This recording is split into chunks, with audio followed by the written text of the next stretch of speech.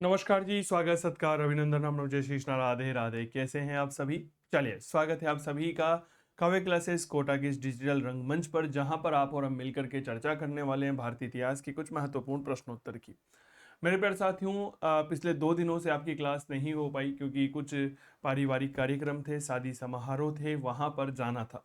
आने वाले समय में भी थोड़ा सा व्यस्तताएं रहेगी। 23 अप्रैल तक, 24 अप्रैल से आपकी लाइव क्लास शुरू कर दूंगा मैं। तब तक रिकॉर्डेड क्लासेस के साथ अपनी पढ़ाई को कंटिन्यू कर सकते हैं। हमारा एक ही उद्देश्य है कि आपकी पढ़ाई जो है वह किसी भी परिस्थिति में बाधित नहीं होनी चाहिए। क्या ये बात क्लियर हो गई? चलिए शुरू करते हैं। मेरे प्यारे साथियों, यहाँ पर आप इस समय काव्य क्लासेस कोटा के रंगमंच पर जुड़े हैं हमसे, जहां पर assistant professor net set first grade और पीजीटी के लिए क्लास नंबर 18 देख रहे हैं। मुगल काल पार्ट 5 है, यह प्रामाणिक प्रश्न उत्तर के साथ है। मध्यकालीन भारत हमने शुरू किया हुआ है। अगर आपका सपना है स्कूल लेक्चरर बनना, पीजीटी एग्जाम पास करना, तो आप हमसे जुड़ सकते हैं यहाँ पर, जहां पर मेरे प्यारे साथियों पीजीटी का सपना करे साकार। हिस्ट्री बाय चंदू जैन मेरा नया बैच चल रहा है, इतिहास का लाइव फ्रॉम स्टूडियो यह बैच होने वाला है। ठीक है, इसमें आपको टेस्ट सीरीज फ्री मिलने वाली है, पीडीएफ नोट्स फ्री मिल रहे हैं। अगर किसी भी प्रकार की आपको कोई भी समस्या आए तो 8802060952 पर आप हमसे सीधा संपर्क कर सकते हैं। क्या ये बात क्लियर हो गई? जी हाँ, आपने बिल्कुल सही सुना है। यह बिल्कुल पीजीटी का नया बैच है। आप चाहे राजस्थान फर्स्ट ग्रेड की तैयारी कर रहे हों या फिर किसी भी स्टेट एग्जाम की पीजीटी की तैयारी कर रहे हों, यह कोर्स इतिहास विषय के लिए आपके लिए बड़ा बेनिफिशियल रहने वाला है। चलिए शुरू करते हैं। पहला प्रश्न ये रहा। क्या है पहला प्रश्न? निम्नलिखित बादशाहों में से किसने अमीर उल मोमिनीन की उपाधि धारण की थी? अकबर, शाहजहां, औरंगजेब, बहादुर शाह जफर। और अनुत्तरित प्रश्न, अमीर उल मोमिनीन की उपाधि जो है वह किसने धारण की थी? जरूर मुझे जानकारी यहां पर उपलब्ध करवाइएगा। एक बहुत जबरदस्त प्रश्न है। एक ऐसा राजा जिसने अमीर उल मोमिनीन की उपाधि धारण की थी, यह राजा हुआ करता था अकबर। अकबर ने 1579 में मजहर जारी किया और उस मजहर के घोषणा पत्र में अकबर को अमीर उल मोमिनीन कहा गया था। तो अकबर ने ही क्या जारी किया था? हमने पहले भी चर्चा की थी,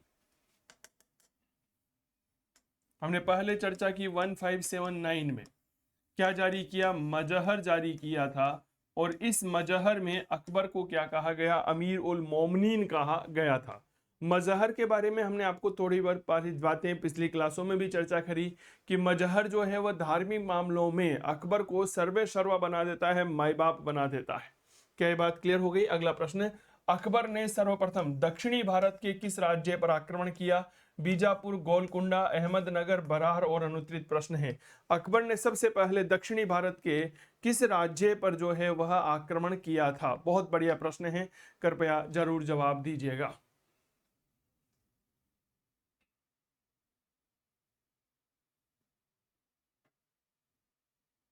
चलिए, अकबर ने सबसे पहले 1593 ईस्वी में अहमदनगर पर आक्रमण किया था। कब आक्रमण किया था? 1593 ईस्वी में।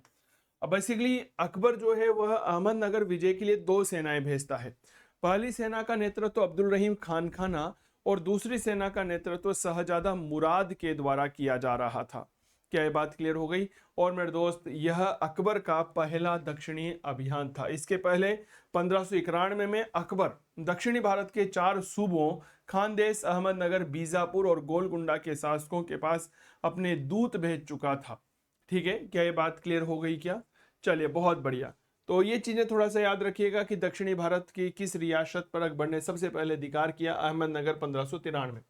अकबर ने मनसबदारी प्रणाली की स्थापना की 1560, 1565, 1575, 1580। और अनुत्तरित प्रश्न है, अकबर ने मनसबदारी जो व्यवस्था है इसकी स्थापना कब की थी? बहुत गजब का प्रश्न है। मनसब मूल रूप से फारसी भाषा का एक शब्द होता है, आपको यह बात पता ही होगा। एम आई राइट? फारसी भाषा का शब्द होता है और इसका तात्पर्य होता है पद या रैंक या सवार से। ठीक है, तो मनसब के बारे में बात करता चाहूं कि एक शब्द यहां पर है, डेट इज मनसब। ठीक है, मनसब का अर्थ क्या होता है? अर्थ होता है रैंक या श्रेणी या एक प्रकार का पद। और यह मूल रूप से 1575 में शुरू की गई एक व्यवस्था थी, प्रशासनिक व्यवस्था थी, जिसके अंतर्गत प्रशासनिक और सैन्य पदों का पदानुक्रम विभाजन किया गया, ताकि दरबार के नियमों के अनुसार उसे स्थापित किया जा सके। क्लियर? चलो जी, अगला प्रश्न। महान मुगल सम्राट अकबर के जीवन की अंतिम विजय कंधार, खानदेश, असीरगढ़, अहमदनगर और अनुत्तरित प्रश्न। अकबर के जीवन की अंतिम विजय, हम देखते हैं कि अकबर के जीवन काल की पहली विजय जो है वह आपको पता होगा मालवा विजय थी, 1561 में की थी। अंतिम विजय क्या है? जरूर जवाब दीजिएगा।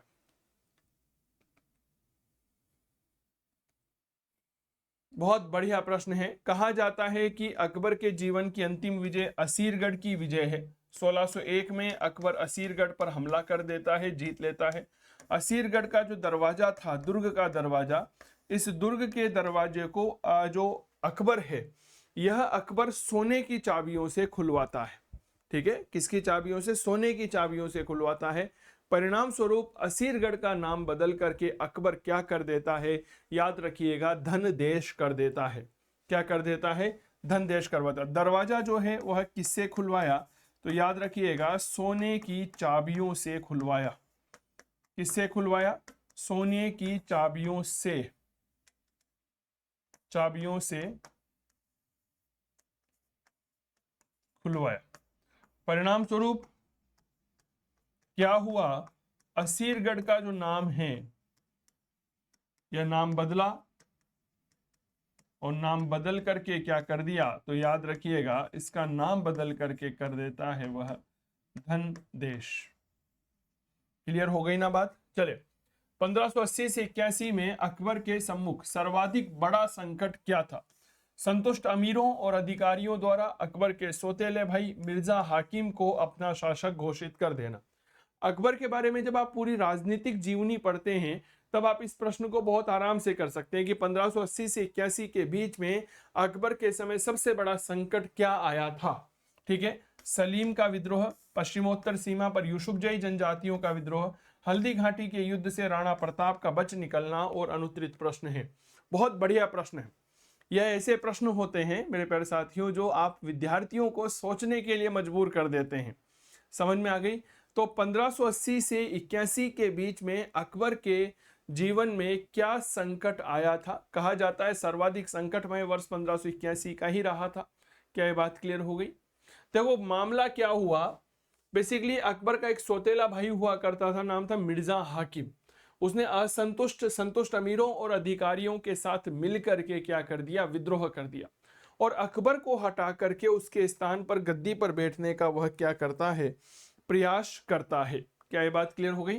तो मेरे दोस्त याद रखिएगा, संतुष्ट अमीरों और अधिकारियों द्वारा अकबर के सौतेले भाई मिर्जा हाकिम को शासक घोषित कर देना। तो सही जवाब ऑप्शन नंबर ए होगा इसमें।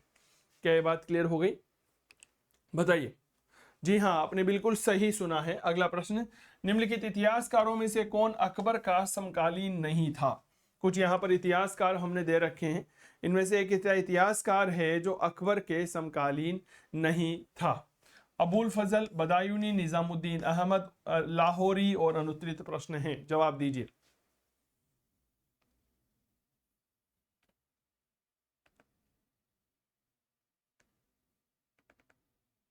बहुत बढ़िया प्रश्न है। एक कभी कभी हमारे एग्जाम में क्या होता है ना, इस तरह के छोटे छोटे प्रश्न आ जाते हैं और हम उनको क्या कर देते हैं? गलत कर देते हैं। एम आई राइट? आप लोगों को यह गलत नहीं करना है। अबुल फजल अकबर के समकालीन था, बदायूनी नहीं, निजामुद्दीन अहमद, उस्ताद अहमद लाहौरी, आपने नाम सुना होगा, उस्ताद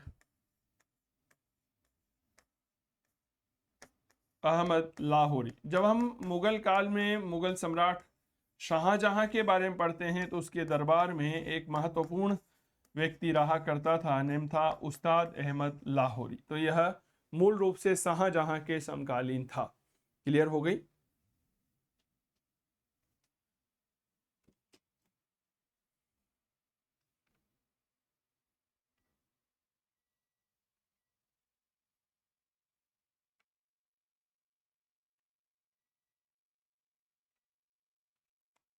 चलिए, थोड़ा सा इसमें नाम जो है उस्ताद अहमद लाहौरी तो एक अलग शब्द हो जाता है। ये जो नाम आता है लाहौरी का, इनके बारे में थोड़ा सा एक बार दोबारा पढ़िएगा। देखिए, लाहौरी जो है इनका मूल नाम बेसिकली अब्दुल हमीद लाहौरी था। मूल नाम क्या था? That is Abdul Hamid Lahori. Clear हो गई। यह शाहजहां के समकालीन था, इस बात को थोड़ा सा याद रखिएगा, ठीक है ना। चलिए जी,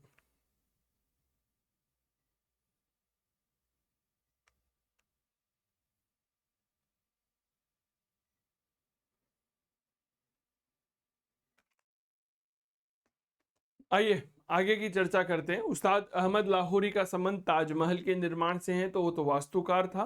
और यह जो उस्ताद अमीद अब्दुल हमीद लाहौरी था, यह लाहौरी मूल रूप से एक साहित्यकार था।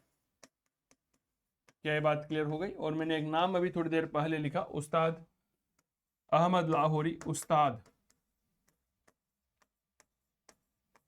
अहमद लाहौरी, ये उस्ताद अहमद लाहौरी कौन था? एक वास्तुकार हुआ करता था, शिल्पकार था यह। चलिए अगला प्रश्न, किस मुगल बादशाह के विरुद्ध जौनपुर में फतवा जारी हुआ? हुमायूं, अकबर, शाहजहां, औरंगजेब और अनुत्तरित प्रश्न। एक ऐसा मुगल बादशाह जिसके खिलाफ जौनपुर के काजी ने फतवा जारी किया था, उसका नाम हमें जरूर रहिए। काजी का नाम बेसिकली मुल्ला अहमद याजदी हुआ करता था, और इसने 1581 में यह फतवा जारी किया था। ठीक है, तो फतवा कब जारी हुआ? 1581 में। किसने जारी किया? तो याद रखिएगा, जौनपुर का काजी। जौनपुर आपको पता ही होगा, उत्तर प्रदेश में पड़ता है। और काजी का नाम मुल्ला मोहम्मद याजदी। जौनपुर का काजी का नाम क्या था? याद रखना, मुल्ला मोहम्मद याजदी। इसके द्वारा फतवा जारी किया गया था, और यह जारी किया गया अकबर के खिलाफ, क्योंकि अकबर आपको पता होगा इसी समय कह सकते हैं हम, अकबर थोड़ा सा धर्म सहिष्णु राजा हो गया था। अकबर ने कई सारे ऐसे महत्वपूर्ण कार्य किए, दूसरे धर्मों के लिए उसकी धार्मिक नीति जो है सभी धर्मों के लिए समान हो गई थी। ठीक है, जैसे अकबर ने वल्लभाचार्य के पुत्र विठल नाथ जी को गोकुल और जेतपुरा की जागीर प्रदान करी। अकबर ने फारसी धर्म के पुरोहित दस्तूर जी मेहरजी राणा के जीवन निर्वाह के लिए 200 बीघा जमीन दी। उन्हीं के प्रभाव में आकर के वह 24 घंटे जो है एक तरह से अग्नि प्रज्वलित करने लगा था। सिखों के तीसरे गुरु अमरदास जी से भेंट करके उनकी पुत्री के नाम पर कहीं गांव वह दिए थे। तो एक तरह से कहा जाए तो मुल्ला अहमद याजदी ने कहा कि अकबर जो है अब मुसलमान नहीं रहा है, क्योंकि उसका हिंदू धर्म से बेहद लगाव हो गया है। तो इस तरह से उसके खिलाफ फतवा जारी करने वाला यही व्यक्ति था। अगला, हमीदा बानू बेगम पत्नी थी अकबर की, हुमायूं की, बाबर की, शेरशाह की और अनुत्तरित प्रश्न है, बताइए।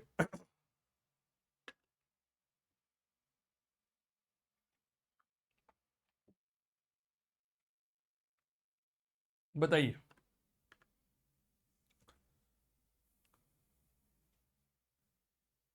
देखो, यह मूल रूप से हुमायूं की पत्नी थी, और हमीदा बानो बेगम जो है यह अकबर की माँ थी। ठीक है, अकबर की माता थी यह, और हिंदाल के गुरु हुआ करते थे, आध्यात्मिक गुरु थे। नाम था मीर अली अकबर। उनकी यह पुत्री हुआ करती थी, जिसका विवाह हुमायूं के निर्वासन काल में हुमायूं के साथ किया गया था। क्लियर हो गई। और हमीदा बानू बेगम को ही बाद में औपचारिक रूप से मरियम माकामी के रूप में भी मान्यता प्राप्त हुई थी। तो इसका औपचारिक नाम क्या है? मरियम माकामी। औपचारिक नाम याद रखिएगा, डेट इज मरियम माकामी।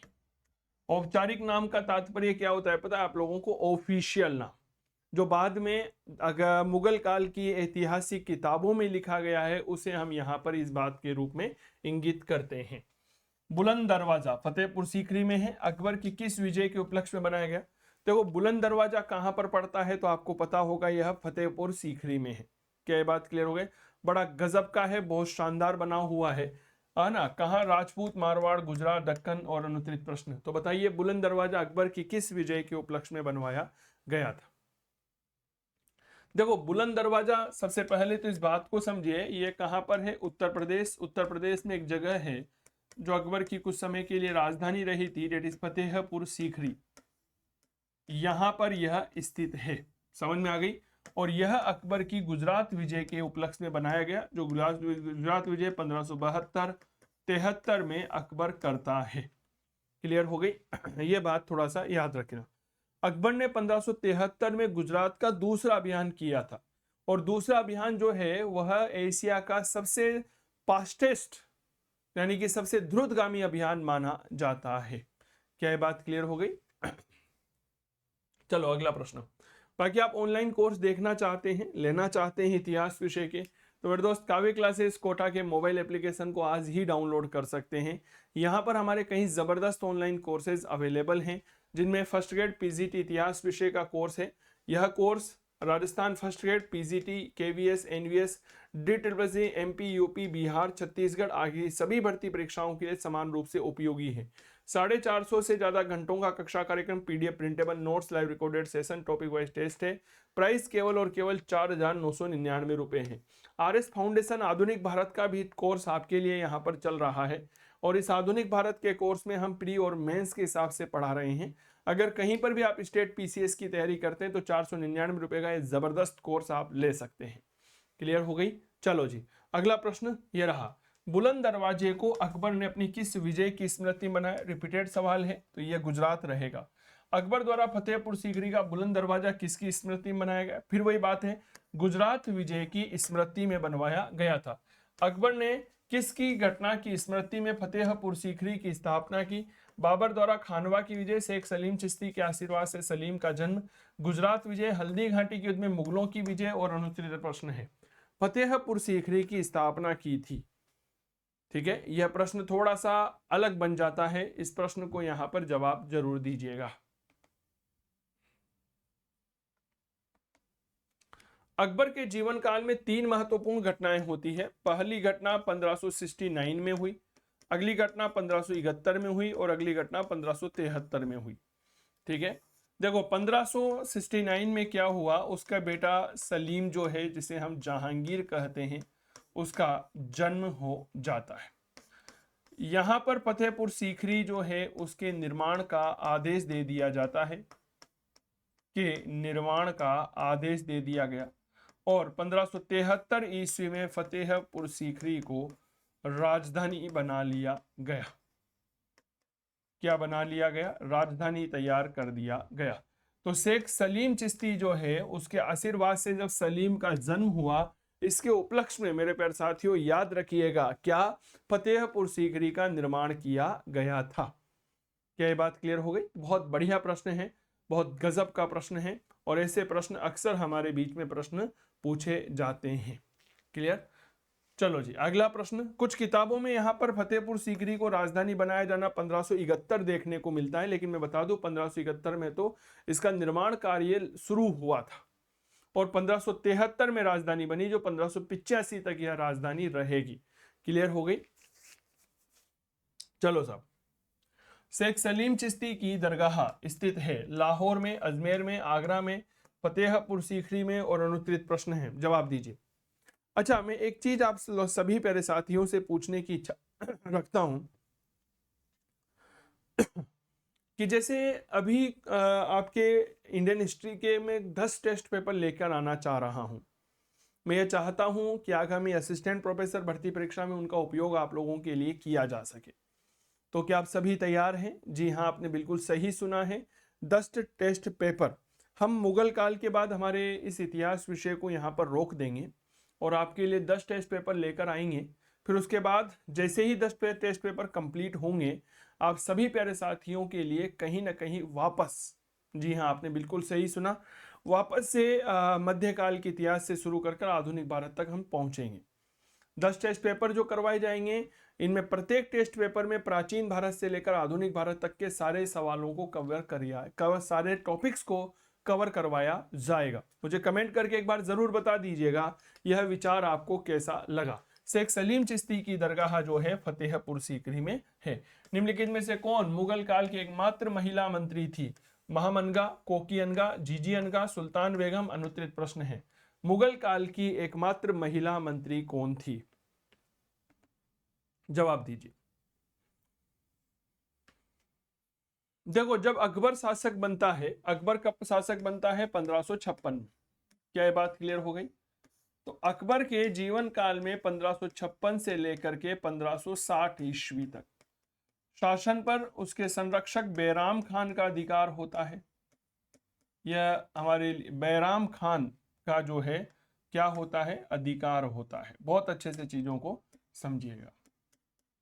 बैराम खान चला जाता है, उसके बाद 1560 से लेकर के 1562 पर उसकी धाय मां महम अनगा का शासन होता है। महम अनगा के शासन को हम इतिहास में पेटीकोट शासन कहते हैं, पता ही होगा। इसी को हम क्या कहते हैं, पर्दा शासन कहते हैं। इसी को हम इतिहास में हरम शासन के रूप में भी जानते हैं। बैराम खान का जो शासन होता है ये इतिहास में अतालिक शासन कहलाता है। अरे बोलो, क्लियर हो गई?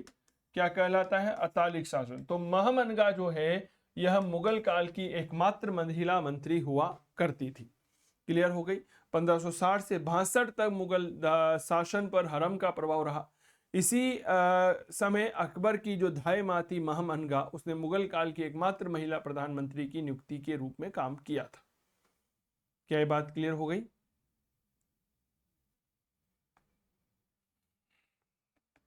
ये बात थोड़ा सा याद रखना। बेसिकली फिर 1562 में अकबर की शादी हो जाती है, और फिर आपको पता ही है कि शादी होने के बाद तो कई सारे परिवर्तन जो है वो हमें यहाँ पर दिखाई देते हैं।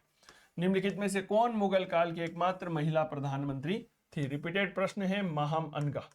महम अनगा 1560 से लेकर के 1562 तक जो है वह प्रधानमंत्री बनी थी। अगला प्रश्न, 13 वर्ष की अल्पायु में राजगद्दी पर बैठने वाले राजा का नाम? समुद्रगुप्त, हर्षवर्धन, अकबर, जहांगीर और अनुत्तरित प्रश्न है।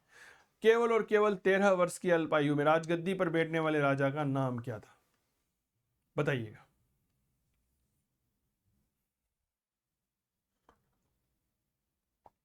हुमायूं की मृत्यु होती है। हुमायूं की मृत्यु के बाद अकबर जो है वह 14 फरवरी 1556 को गुरदासपुर के कलानौर नाम के स्थान पर 13 वर्ष और 4 माह की उम्र में गद्दी पर बैठ जाता है। तो डेट इज अकबर। अकबर जो है यह 14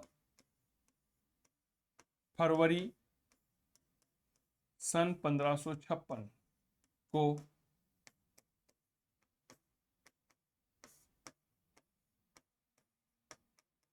गद्दी पर बैठा।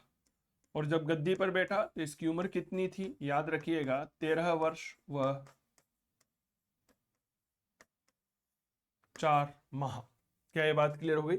इसीलिए तो शासन की जो शुरुआत होती है वह कहां से होती है? बैराम खान के संरक्षण के माध्यम से होती है, और उसके बाद जो है वह गद्दी पर या एक तरह से बैराम खान के बाद महम अनगा जो है वह शासन को संभालती है। चलिए, इसके बाद तो अकबर सही जवाब रहेगा। अगला प्रश्न, मुस्लिम काल में दिल्ली के तख्त पर बैठने वाला एवं विक्रमादित्य की उपाधि धारण करने वाला एकमात्र हिंदू राजा? संग्राम सिंह, हेमू, पेशवा बाजीराव, छत्रसाल और अनुत्तरित प्रश्न। बताइए, विक्रमादित्य की उपाधि धारण करके एकमात्र गद्दी पर बैठने वाला एकमात्र हिंदू राजा कौन था? तो याद रखिएगा, हेमू था। ठीक है, लेकिन दुर्भाग्य की बात यह रही कि हेमू जो है वह पानीपत के दूसरे युद्ध में अकबर से पराजित हो जाता है। यह बात थोड़ा सा याद रखना। यह भारतीय इतिहास का 14वां विक्रमादित्य माना जाता है। कहा जाता है कि भारतीय इतिहास में कुल मिलाकर के 14 विक्रमादित्य हुए हैं, जिनमें पहला विक्रमादित्य उज्जैन का राजा अजीज प्रथम था, और अंतिम विक्रमादित्य ये हेमू था। क्या ये बात क्लियर हो गई? 14वां विक्रमादित्य था ये।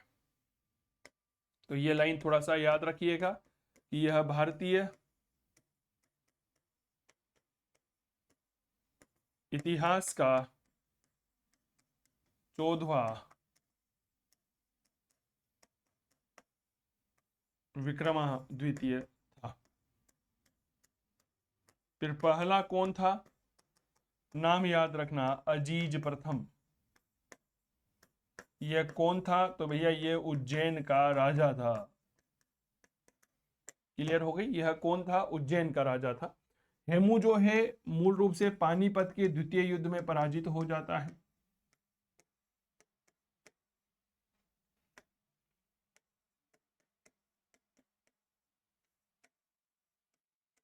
कब हुआ था? 1556 में हुआ था।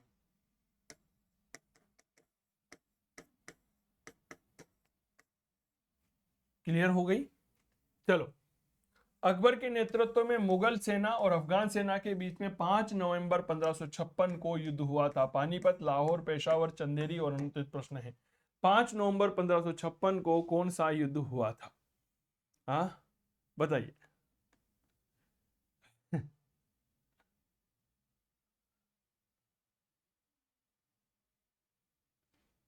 देखो, यह युद्ध जो है मूल रूप से पानीपत का दूसरा युद्ध कहलाता है। It was the battle of Panipat second.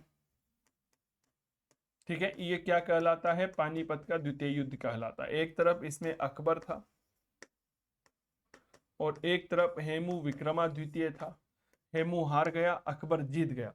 कहा जाता है कि युद्ध भूमि में, बहुत अच्छे से चीजों को समझने की कोशिश करिएगा, जब युद्ध भूमि में हेमू अपने हाथी पर सवार होकर के लड़ने आ रहा था या लड़ रहा था, ठीक उसी समय एक तीरंदाज का तीर उसके माथे पर लग जाता है, उसकी आंख में लग जाता है और हेमू अपने हाथी के ओधे से नीचे गिर जाता है। उसको पकड़ करके अकबर के सामने प्रस्तुत किया जाता है, जहां पर बैराम खान की तलवार से मेरे दोस्त हेमू का सिर धड़ से अलग कर दिया जाता है। क्या ये बात क्लियर हो गई? ये बात याद रखना। और हेमू की पराजय से ही, ये बात याद रखना, अफगान सत्ता जो है वह सदैव के लिए समाप्त हो गई। पानीपत के दूसरे युद्ध के विषय में डॉक्टर R.P. त्रिपाठी ने कहा है कि हेमू की पराजय एक दुर्घटना थी, जबकि अकबर की विजय एक देवीय संयोग थी। ये चीजें थोड़ा सा याद रखना। हेमू विक्रमाद्वितीय के बारे में क्या कहा जाता है कि वह अपने स्वामी आदिल शाह की ओर से 24 युद्धों में भाग लिया था, जिसमें से 22 युद्धों में उसने विजय प्राप्त की थी। पानीपत के मैदान में यह एक बहुत जबरदस्त घटना थी। पानीपत के मैदान में अब तक 3 युद्ध हुए। पहला युद्ध हुआ 1526, 21 अप्रैल सन 1526, जहां पर बाबर इब्राहिम लोधी को हरा देता है। दूसरा युद्ध 5 नवंबर सन 1556 में, जिसमें अकबर हेमू को हरा देता है।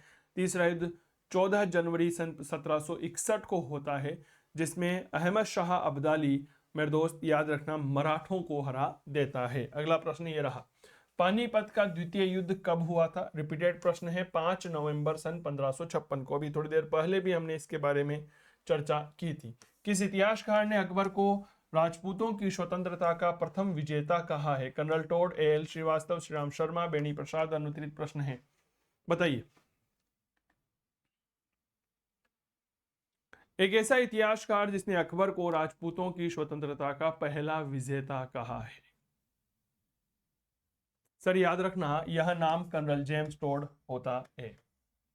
चलिए अगला प्रश्न, निम्नलिखित में से कौन अकबर के नवरत्नों में शामिल नहीं था? बीरबल, रहीम, बेजू बावरा, टोडरमल। और अनुत्तरित प्रश्न है, अकबर के नवरत्नों में कौन शामिल नहीं था? बहुत बढ़िया प्रश्न है, कृपया जवाब दीजिएगा। अकबर के दरबार में 9 रत्न रहा करते थे, आपको पता ही होगा।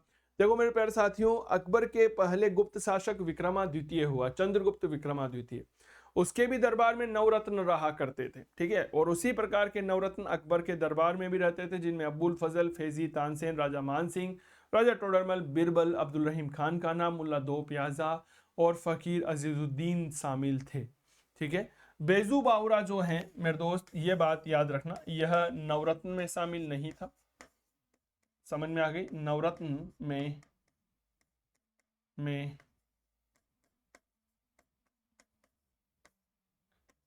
शामिल नहीं था। बेजू बावरा अकबर का संगीतज्ञ था।